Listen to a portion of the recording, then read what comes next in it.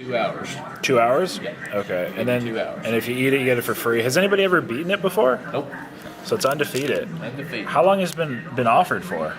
About a year or two. Okay. Is whenever they come up with it. So quite a while. Yeah. We've had a couple people get close, but just never be able to get it all the way.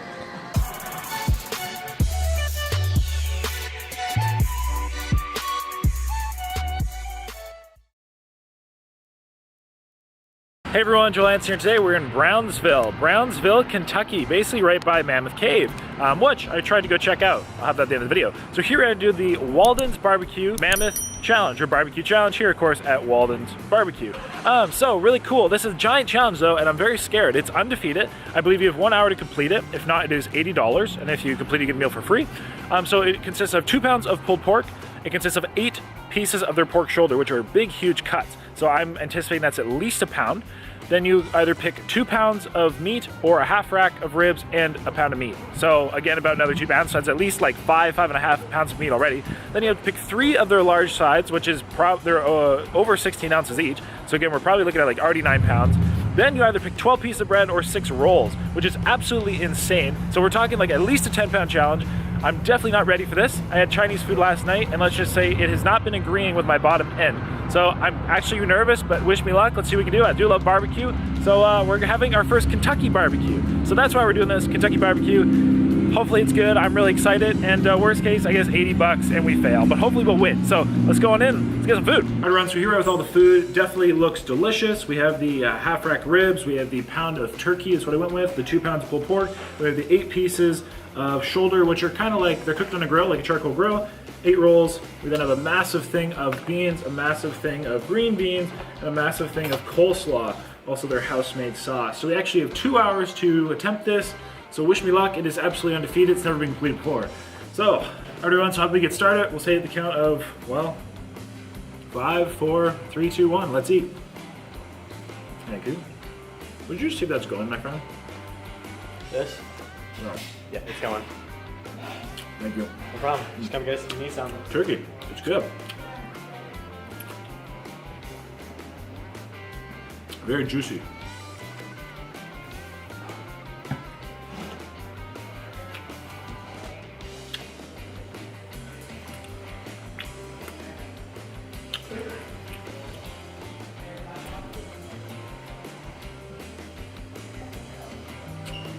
You see that?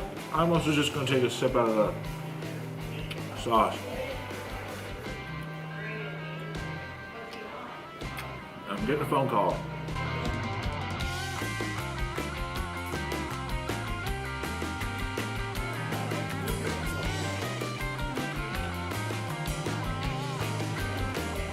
Hopefully it's not important. Alright, turkey's really good. Nice salt, pepper on it. Okay.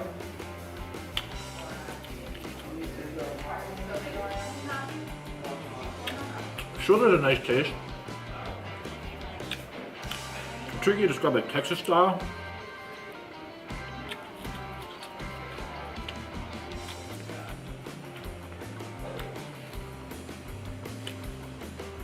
It's definitely like a pork chop.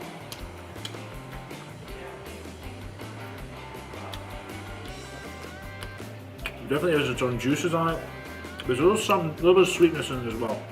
Hey everyone, welcome to this video where today we're here at Walden's BBQ taking on their Mammoth BBQ Challenge. And so this normal like Mammoth platter is available for about 8 people all the time. And then they have the challenge, if one person can do it, then you get the meal for free and you also get a t-shirt. So you did have a 2-hour time limit. I feel like maybe that increased, but a 2-hour time limit to complete the challenge. Otherwise, again, you're facing an $80 price tag. So here, Walden's BBQ is really close to Mammoth Cave. Now, if you're not familiar with Mammoth Cave, let me tell you about it. This is their mustard sauce they make. Ooh, that's good. Like Carolina. So Mammoth Cave is a huge series of caves and kind of, I guess, tunnels, I guess you could say, in this area, and that's what the area is very well known for, hence the name, the Mammoth BBQ Challenge, named after Mammoth Cave. And this is the regular sauce.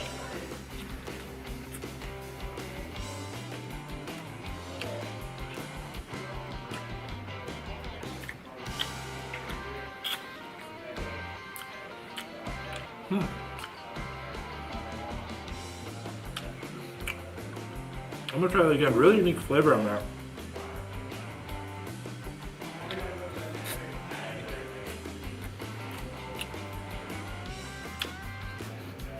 I almost get like there's like a soda pop in it, like a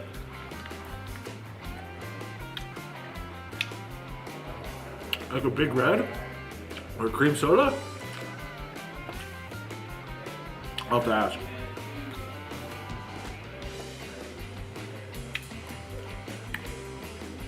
We're probably about 3, maybe a half minutes in.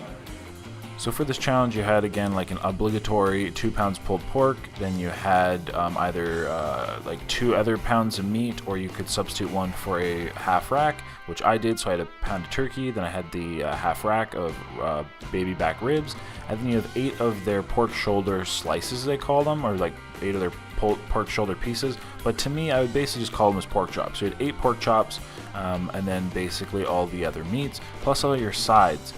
There was a little bit of variety in sides, and I chose beans, coleslaw, and beans. I'll try the ribs, just see what I'm gonna be up against.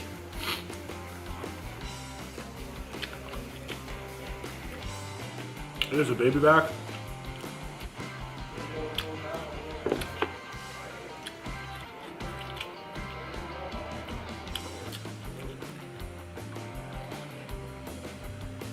Light smoke.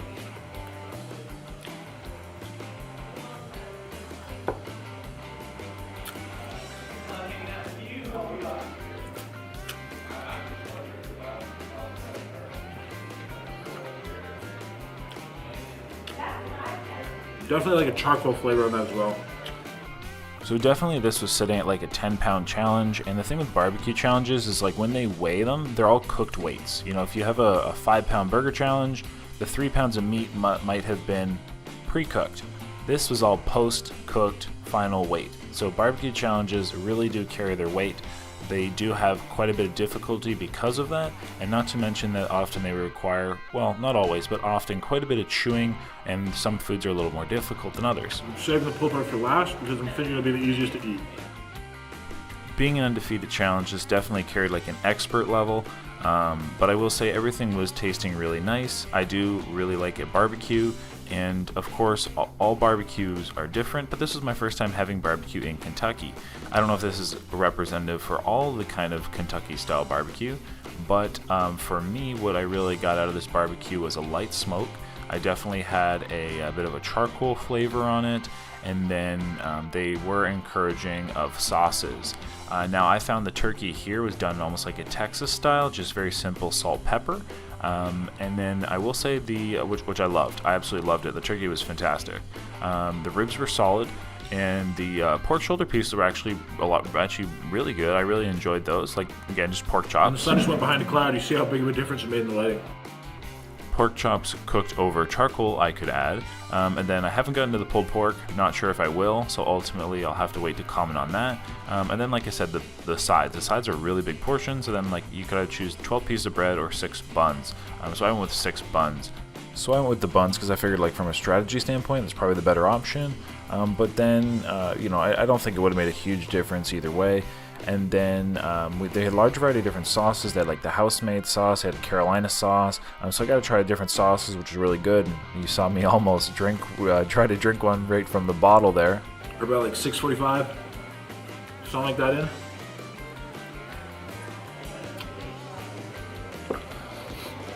Ribs are gone. 2 pieces of the shoulder left.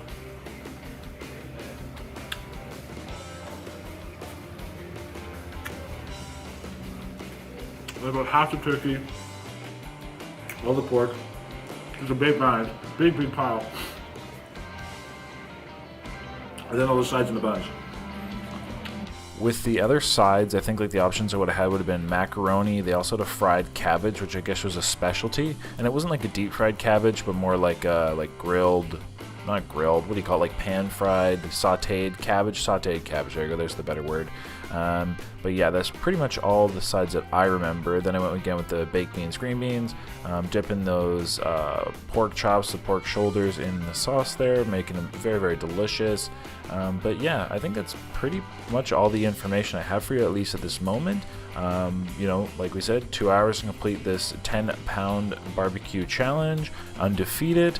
And yeah, hopefully we'll be able to become the first winner, but ultimately let's tune on in, see what happens. And yeah, Kentucky barbecue. So let me know, guys, what's your favorite barbecue item here? I think mine on this time, well, at least what I got to try so far, was the, no, you know what, I'm gonna have to wait. I'll tell you later. Let me know down below what your favorite is right now. All right, let's try this pulled pork.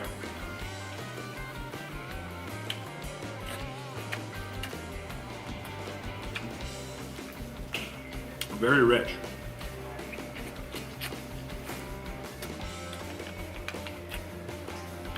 I don't know if you can see all the juices on here, but lots of juice.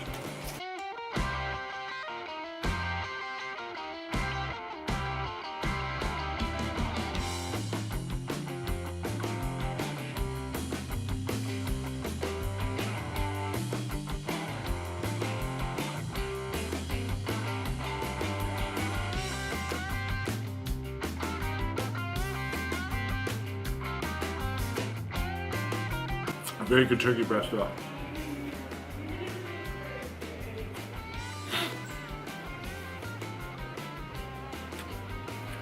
Woo! A lot of food.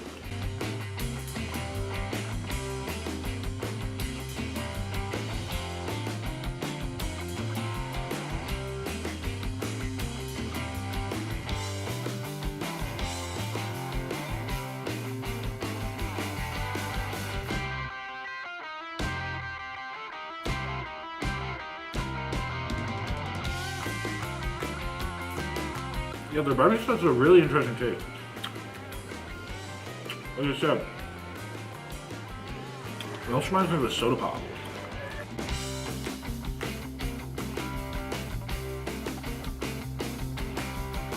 Just for 10 minutes. Pulled pork, everything. Whew. Maybe I'll try a bite of this just to change it up a little bit. Coleslaw. Wow. That is a very, very wettened coleslaw.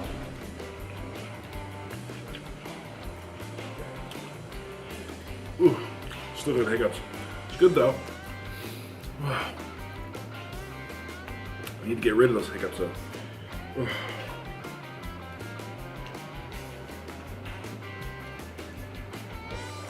Try the beans.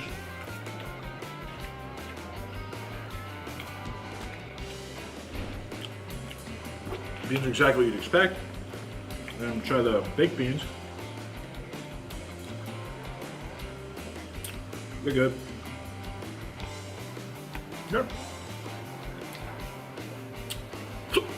Oh, man. Those hiccups. Try to get rid of that, but alright. And if you made it to this point in the video, first off, thank you so much for watching and not skipping ahead. I really appreciate all your support. But now let's play one of our jokes on the skippers. Basically, we're going to comment something down below, and when they read the comments, they're going to have to try to find in the video where this event happened. So, how about comment down below, "Hey Joel, nice tattoos," or something along those lines. Have fun with it. Let's just say I got some new tattoos, and hey, thank you so much for participating, and thank you for watching. By the way, this platter is meant to feed like 6 or 8 people.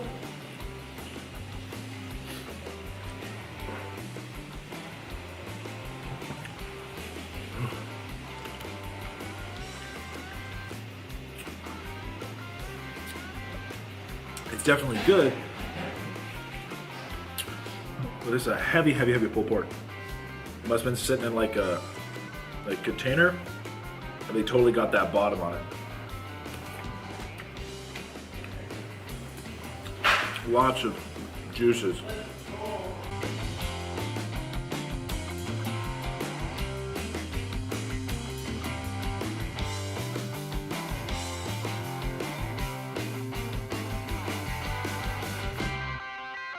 Yeah, I want to try to show you how much, like, the amount of juices that are on this tray. I don't know if you can see that just running.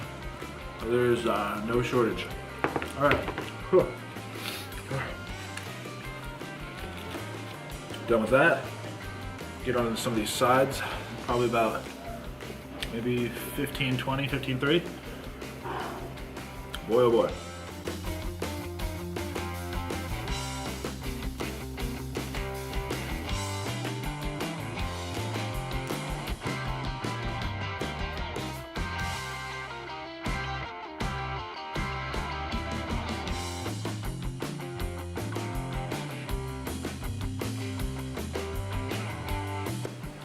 Beans and beans and buns.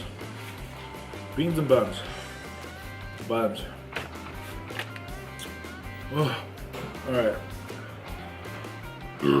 Here we go. 17 something in.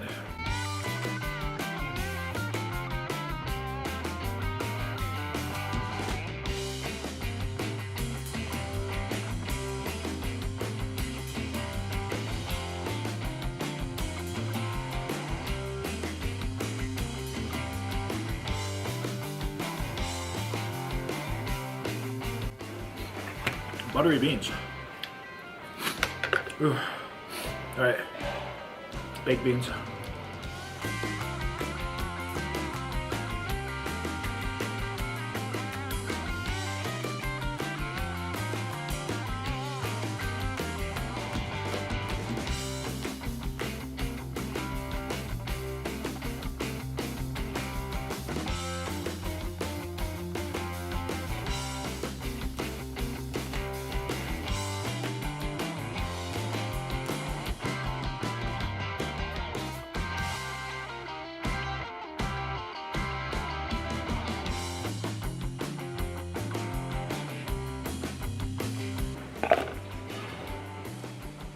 All right, just down on the rolls.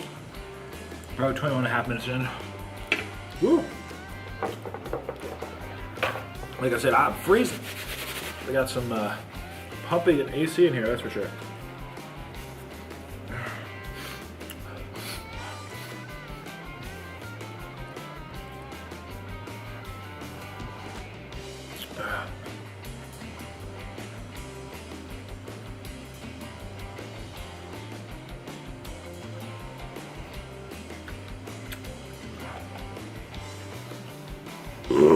Excuse me.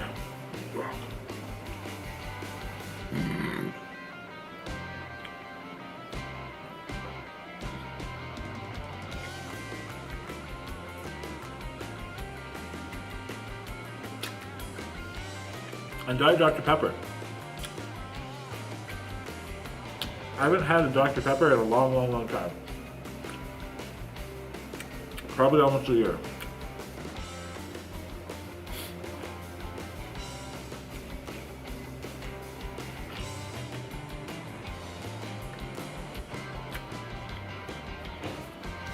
September of 2020.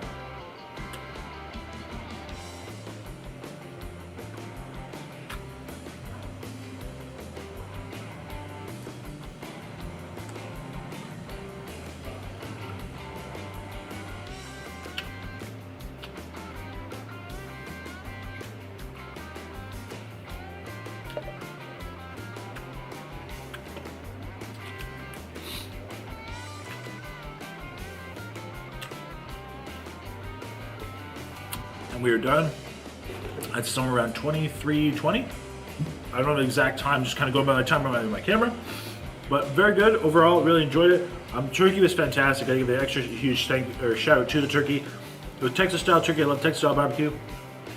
Just salt, pepper, but incredibly moist. They definitely do that breast very well. Nice smoky flavor, but very, very delicious. Pulled pork is really good as well. Very, very heavy though. But yeah, it was all really good. No complaints.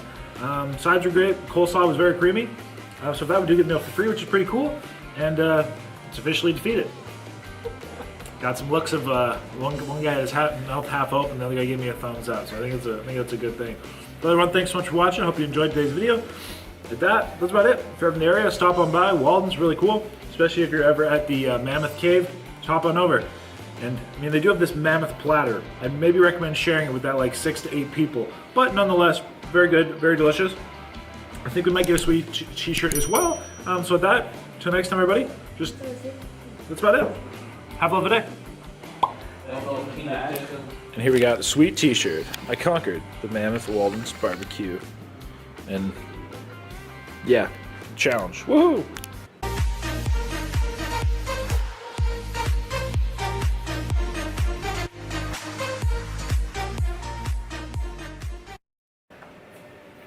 Cool. Awesome. Congratulations. Thanks, Yeah, guys. man, congrats. Thank you, thank you. Picture of you holding I can't either. Sure. Are you like a YouTuber? So here I tried to go to Mammoth Cave, which is definitely one of the most known sites in the area. However, unfortunately, they were sold out of tickets, and in fact, they were sold out for a week, like a week in advance. So I was able to check out the grounds and the little museum they had there, but I wasn't able to go in the actual cave. So here's what I saw. So interesting enough, the passageways of Mammoth Cave are the world's largest known cave system. They cover hundreds, yes, hundreds of miles, although they don't stretch in a straight line, but intersect and run above and below other big ones, like the shallow platter of spaghetti. And just kind of give an idea, here's the visitor center. Here is the Mammoth Cave plateau. So pretty impressive. So while we can't go in the cave because we don't have a tour, this is the little museum that they have here. So it covers a little bit of the geology, a little bit of the history. So this is about as close as I think we're going to get today, but they have some rotating pictures of, I would assume, be insects and stuff that's had around. That must be in the cave itself, which looks very impressive. Obviously they have a fake rock wall here. So the labyrinth says for generations, guides have led tours in the Mammoth Cave. For many years, the guidehouse was base of operations. Yeah, anyway, there you go. So they got like, talking about the underground journeys, the longest cave, above and beyond. So here we got Sinkhole Plain, an underground journey began. So how was Mammoth Cave formed? Limestone caves like Mammoth Cave are formed by the water acting on rock over a very long time.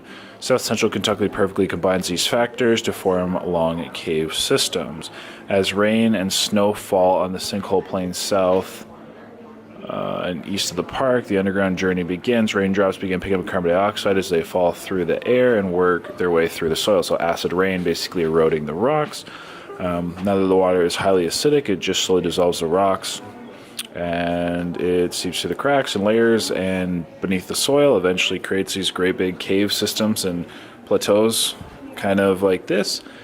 And yeah, that's pretty much it, which is pretty interesting. Kind of reminds me of like a cenote kind of thing happening. Cenote in Mexico. Obviously, though, here we're just calling it kind of a cave. Here talks about sinkholes and streams. And yeah, that's kind of what a cenote was. Cenote is kind of like a sinkhole. So it seems like that's kind of what's going on here. So here it's talking about sinkholes, so you can actually kind of see them. They look like little dimples. And if you touch the light, there it goes, it shows all of them. So that's pretty unique, actually. And then obviously the sinkholes are formed by the underground erosion, which eventually transforms into a cave. And here's kind of like the stream running underground. You can see it light up, kind of giving an example of how it would create a sinkhole plane. Pretty unique. And does water flow uphill?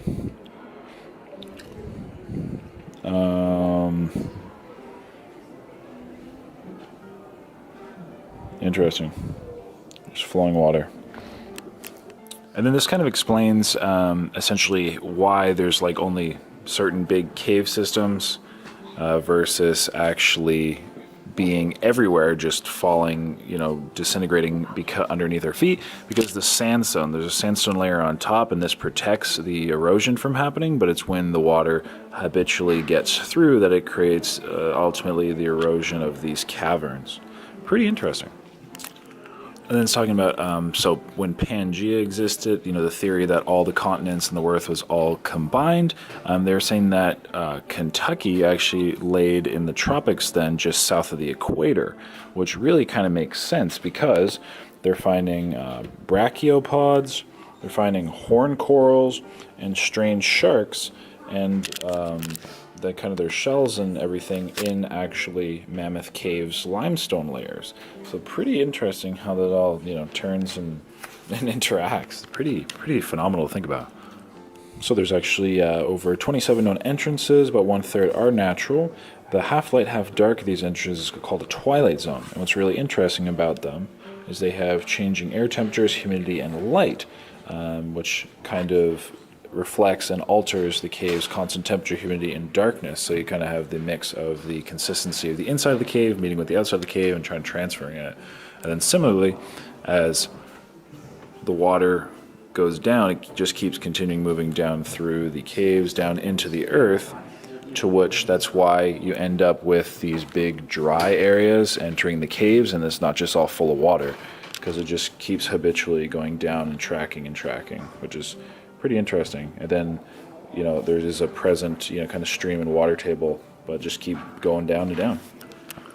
So what's pretty cool is there's a series of blind animals, but also other animals like bats and raccoons. But, you know, for example, they have like eyeless cave fish, cave beetles and stuff, all which are very well versed to their environment. Again, very similar to a cenote. Basically, this seems to be an American version of a cenote. Here touches on a number of the other eyeless animals. So you have like cave shrimp, which are sightless, but then you also have, like, again, northern cave fish, which again are sightless. You have amphipods, but then you also have like these crawfish, which again, cave crawfish, again, eyeless, very interesting. What's really cool is that it actually has photosensitive cells in its tail, so it can detect light. So, like, just to have, you know, just an idea of just how complex, you know, animal and the world really is. You know, for example, the shrimp live in the lowest levels of the cave, very difficult to study them. Just like, yeah, crazy. And then like actual sizes. So as of October 2017, it was 412 miles long.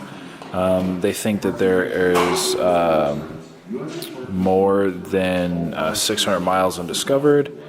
It talks about American Indians' torches, which is pretty cool. They carried torches to explore the area. There's foot tracks left like more than 2,000 years ago. And again, just apparently it takes 10 to 12 hours to actually get to unexplored areas of the cave. But just trying to give you an idea of how vast this is. What's really cool is it talks about the first peoples. So we have like the indigenous individuals exploring the cave, and showing that they ventured, you know, like 5,000 to 2,200 years ago. So that's like basically when they found. Interestingly, there's no evidence shown of later use, and they don't know why. It's kind of a mystery. But in there they found things like a worked mussel shell that would be like used as a scoop, projectile point that would be, you know, like for an arrow or something. They figured it was then they have a pottery bowl from like 2,600 years ago. They have a bone drill. Slippers have been found in the cave. Torches have been found in the cave. A gourd bowl. So yeah, like pretty impressive.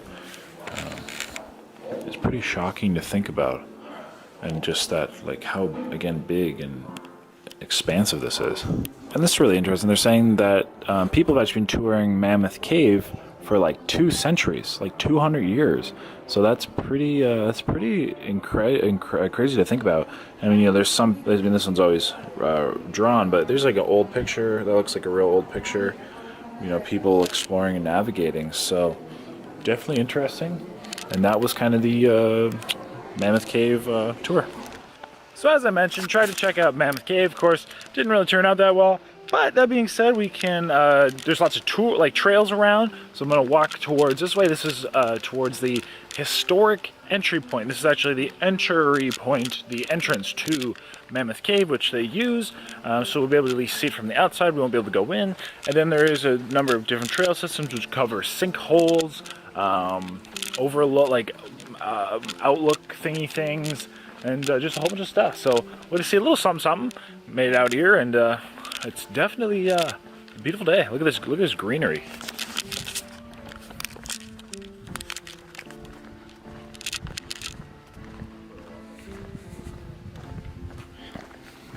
definitely some beautiful Kentucky countryside. So here's the actual entrance to the cave. Hopefully, let's see if I turn this up, you can see that. There you go. See down here, like you can, there you go, you can actually see the entry of the cave. There's some water obviously flowing, but this thing is gigantic. And what's interesting, again, they call those like the twilight zones, which regulate the temperature and conditions inside. What's absolutely shocking right now is when I was 10 feet this way, it was like, let's say 80 degrees.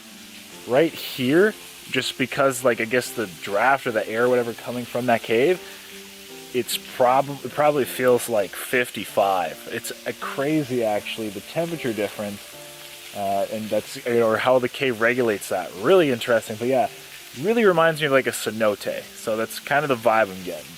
Pretty impressive. And here we are along the Green River Bluffs. Let's just say the Green River is no longer green. A little more brown, but very beautiful green along the sides of it. That is definitely for sure. The size of the trees are just magnificent. You can, canoe down the river, which would be a lot of fun. Yeah, this is expansive, and you guys definitely can't tell, but these are huge, absolutely giant. Very impressive. And here you have a tree. And then look at the size of this tree. This is ginormous. These are some big, huge trees. I think the gentleman said they were sycamore trees. These things are girthy.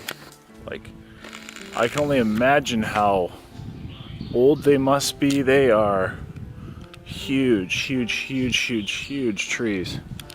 I mean, not saying anybody would ever want to do it, but you ever want to make a boat or get some lumber for your house? You just need one of these trees. This is just like, this is giant. The camera does not do this justice, but that's like 10 inches maybe. Absolutely insane. Crazy. And here we have Dixon Cave. Again, something you just can't understand from the camera how large this is. Very, very, very, very, very large crevice. And interestingly enough, they're saying that Dixon Cave likely once was attached to Mammoth Cave, but there was a collapse. So now it's just a kind of more shallow dead end. So yeah, pretty cool. Very unique. And this is a more like actual official overview of the Green River. It's apparently the longest in Kentucky, flowing 370 miles. But again, as you can see, the Green River is definitely not green. It's definitely brown. But obviously it's just, because the dirt's all kicked up. I'm sure normally it's nice and green and pleasant looking. Pretty cool. All right, everyone, in the last part of kind of this Mammoth Cave kind of area we're gonna see, which is a something heritage site, international, blah, blah, blah, is the Cedar Sink Trail. Yes, the Cedar Sink Trail. So when I asked the ladies in the park rangers at the actual information center by Mammoth Cave itself, they said do the Green Bluffs walk, which we did, and we linked it up with the other trail beside it. I forgot, I had the map. So basically the Cedar Bluffs was maybe 2 kilometers, 1.5 miles, and if you linked it up it came about 5. So that's what we did. We did kind of that whole rim video, what you saw. And then here we had the Cedar Sink Trail. This was the one lady's personal favorite. So from my understanding, it's perhaps the most dramatic surface expression of the cave-bearing landscape of Mammoth Cave National Park. I guess you see a lip of the depression, basically a sinkhole, and yeah, you get to start to see a glimpse of the underground river system. So, pretty cool. That's what it looks like. So we're gonna go walk and loop, and should be good. It is evening, it's starting to kind of set and dim a little bit, but should be fun. So let's go check out this walk. So after a long foresty walk through the woods, like I said, surprisingly dark. This is technically, so if you're not familiar, Kentucky has 2 time zones. And while, sometimes, if you cross a state line, maybe go to a different country, it kind of makes sense that there's 2 time zones. Well, Kentucky, basically Louisville is in Eastern, and then just 30 minutes southwest or whatever is in Central. So this is Central, and it's about 7:30 Central, so 8:30 Eastern. So I'm you know, I'm thinking basically based on my Eastern whatever, we probably have about 1 hour left of daylight per se, but with how heavy treed and shaded this is, and again, wherever the sun is setting, I don't know if it's behind a big hill or whatnot, it definitely is getting quite dark. So we'll definitely make sure we keep the pace up. We do have 2 paths.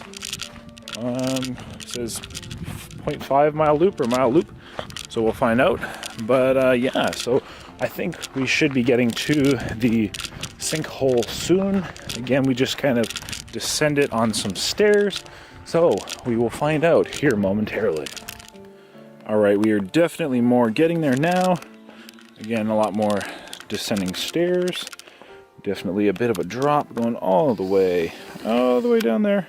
So yeah, I think we're getting really, really close now. Right down here. All right, and this little bit right here, like, I guess what would be that, which is dried up, like, see the stream? It looks dried up, or mostly, I think it's dried up, or at least pretty dry at this point. I do hear a trickle of water. Not sure if you guys can hear that. I think there's maybe a little bit right there, kind of by the dam. But anyway, this is the small body of water below us is a short section of the much larger Hawkins-Logsden underground river system. The river is traveled for tens of miles before surfacing here at Cedar Sink and disappears again at the foot of the bluff to continue its journey to the Green River at the Turns Hole Bend, which we kind of saw that Green River earlier. The sink is important for the underground ecosystem. Here we have organic materials being washed into the cave, providing energy and a source of for the nutrient-starved ecosystem. And again, in the actual caves itself and the underground water, we have, like, for example, like the cave fish and the Kentucky cave shrimp, which are blind critters. And then I guess, so this, I don't know if you can see, yeah, you should be able to see this on the camera. You can kind of see how, like, this, again, what's dried up now, this is normally obviously water, and it would then travel kind of underwater and or underground. And then here's the picture, if you can see, into the rock, where you have the water passing in through the you know, the covered area, just through this little path and back under again, which would be from over there down the stream and here. So yeah, a little dried up now, although actually there you go, that's officially right there. Where's my finger? Right there, that's a little puddle of water. So there you go, pretty cool. That's the Hawkins-Logsden River, and I guess this is technically the Cedar Sink. So we'll, I don't know if there's any more to it, but we'll have a peek. This is a really cool lookout, if you can see.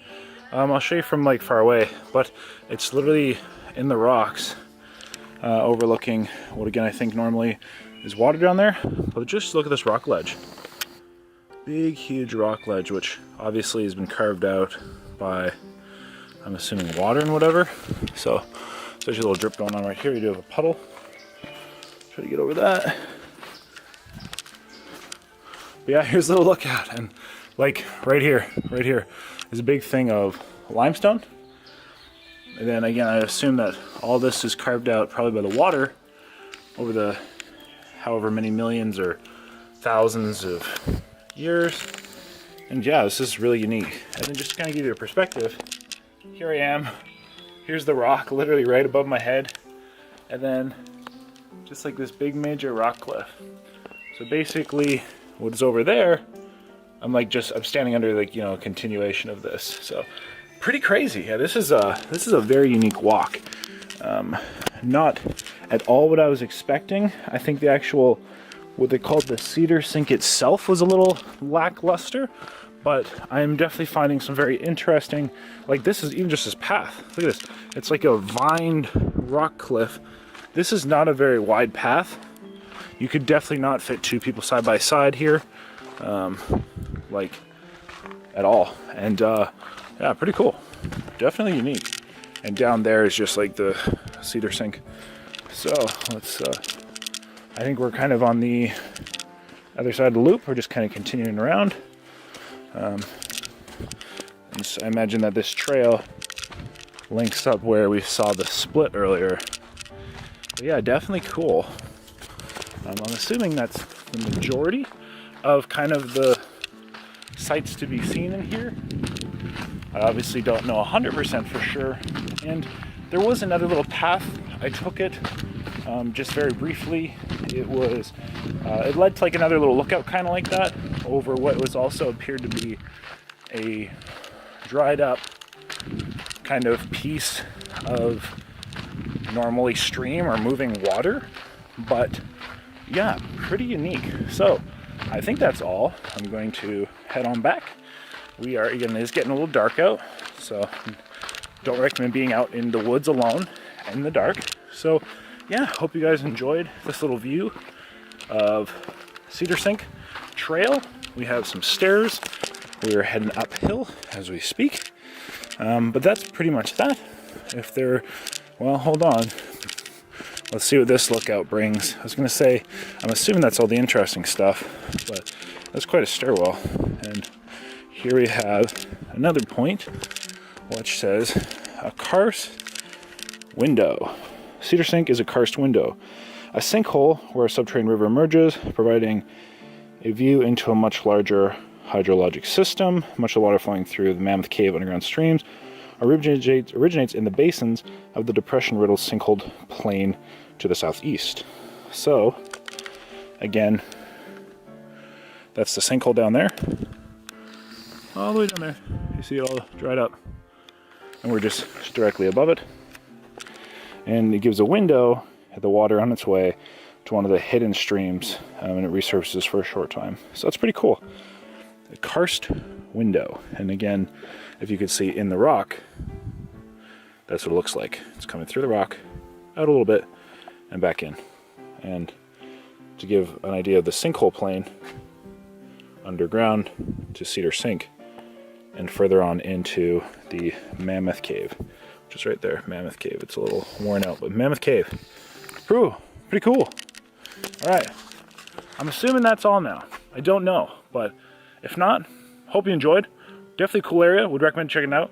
Again, what I didn't realize, I figured like, oh yeah, like maybe you know, like let's say the 2 o'clock tour would be sold out, but then I could get on like the 2:15 or the 2:30.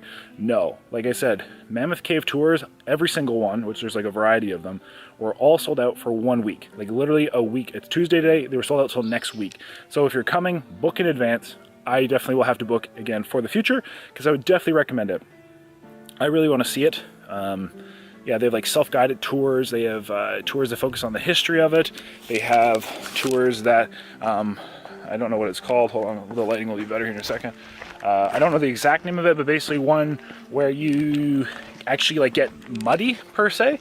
You get covered in mud because you're walking through not just the really well, let's say paved, or well, not paved, you know, the really well walked or usual route. You're kind of going a little bit more of a, what do they call it, like caver's route, it was saying. So yeah, they have like a whole bunch of different ones, or even as a self-guided tour, which basically you just have like an allotted time and you can go in certain areas of the cave with no additional history and stuff. But yeah, so definitely book in advance. That was something big in the tree.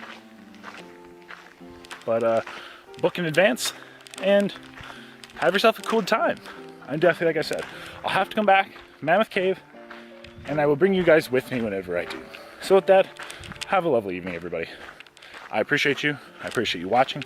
Let me know down below if you liked this, kind of seeing the sights in the areas that I visit, and let me know how your day's going. Mine's going pretty good. I can't complain. Been busy. I'm doing some crazy stuff, but very thankful. I'm blessed. So thank you guys. I appreciate you, and have a lovely night. So here we have a little bit of the Kentucky wildlife. The only other animals I saw earlier, besides like birds and a turkey, was I saw a little baby snake that was black with a yellow stripe on it. And here's a big spider. You see there? I know you can't really tell, but that thing is like, it's very large. Let me see, like it is very, very, very big. Like I wouldn't even want to step on it, he would leave a mark. It's probably about almost 2 inches across, about 2 inches. There you go. Kentucky got some big spiders. Those who like spiders, I mean, again, it's not like that big, but big enough where, you know, you see a 2-inch thing the size of a mouse running across you, you definitely notice it. And then, like I said, it's a little black snake, all black with a singular yellow stripe on it around its neck. That was earlier though when we were at Bluffs, but that was like, it was very, very, very small. But if I had to guess, and if anybody knows what kind of snake that is, all black, like jet black, single yellow band right behind its head, I'm gonna guess it probably could have been dangerous, just because, I don't know, it looked like it could have been dangerous. So I like snakes though, but I mean, you know, I wouldn't poke and play with random snakes out in the wild, I'll put it that way. Be safe, kids.